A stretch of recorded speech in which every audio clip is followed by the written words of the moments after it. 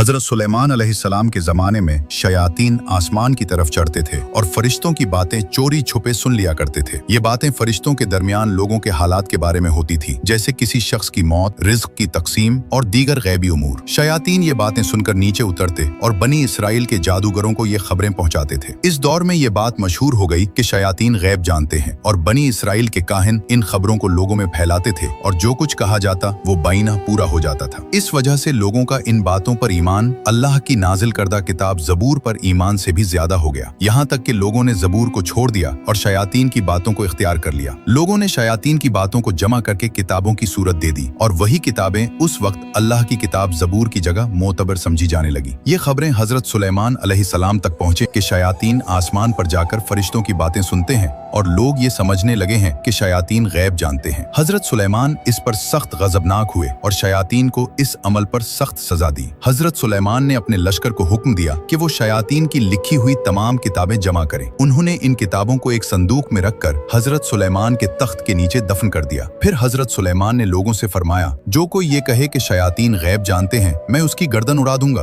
और शयातीन को खबरदार किया कि अगर कोई भी इस संदूक के करीब गया तो वो जलकर राख हो जाएगा। इस वजह से शयातीन के दिलों में हजरत सुलेमान के खिलाफ शदीद बुग़्ज़, हसद और गुस्सा पैदा हो गया, क्योंकि अल्लाह ने हजरत सुलेमान को एक अजीम राज और ताकत अता फरमाई थी, जिससे वो जिन्नात और शयातीन को मुसख्खर करते, उन पर हुकूमत करते और उन्हें सजा देते थे। शयातीन हजरत सुलेमान की इताअत तो करते थे, मगर उनकी नबूवत पर ईमान नहीं रखते थे। वो सिर्फ इस खौफ से इताअत करते थे कि हजरत सुलेमान उन्हें कैद या अजाब दे सकते हैं। वक्त गुजरता गया, लोग और काहिन शयातीन की बातें भूलते चले गए, यहाँ तक कि हजरत सुलेमान का विसाल हो गया। उनके इंतकाल के कई साल बाद और नस्लों के बदलने के साथ वो उलमा भी कम होते गए जो जानते थे कि किताबें तख्त के नीचे दफन हैं। एक दिन बनी इसराइल के एक गिरोह के पास एक अजनबी शख्स आया जो दर हकीकत इंसान की शक्ल में एक शैतान था। उसने कहा, मेरे पास तुम्हारे लिए एक अजीम खजाना है, अगर तुम उसे हासिल कर लो तो दुनिया के सबसे ताकतवर लोग बन जाओगे। बनी इसराइल ने जवाब दिया, ये कैसा खजाना है जिसकी बात कर रहा है? शैतान मुस्कुराया और बोला, सुलेमान कोई नबी नहीं था बल्कि एक जादूगर था। वो जादू के जरिए तुम्हें धोखा देता था और उसे मोजज़ा बनाकर पेश करता था। लोग उसकी बातें गौर से सुनने लगे और पूछा, वो खजाना कहाँ है, हमें बताओ। शैतान ने कहा, हजरत सुलेमान के तख्त के नीचे खोदो, वहाँ एक संदूक मिलेगा। मुसलमान बनी इसराइल ये सुनकर गुस्से में आ गए और बोले, खामोश रहो, सुलेमान जादूगर नहीं थे, वो अल्लाह के नबी थे। काफिरों और मुसलमानों के दरमियान सख्त झगड़े हुए, मगर आखिरकार बनी इसराइल की एक बड़ी तादाद ने उस शैतान की बात मान ली। वो सब हजरत सुलेमान के तख्त के पास पहुंचे। शैतान खुद पीछे खड़ा रहा, क्योंकि वो जानता था कि अगर वो करीब गया तो जल जाएगा। उसने कहा, तुम खोदो, मैं यहीं खड़ा रहूंगा। जब उन्होंने खोदा तो वाकई एक संदूक मिला। संदूक खोला गया तो उसमें बहुत सी किताबें थी।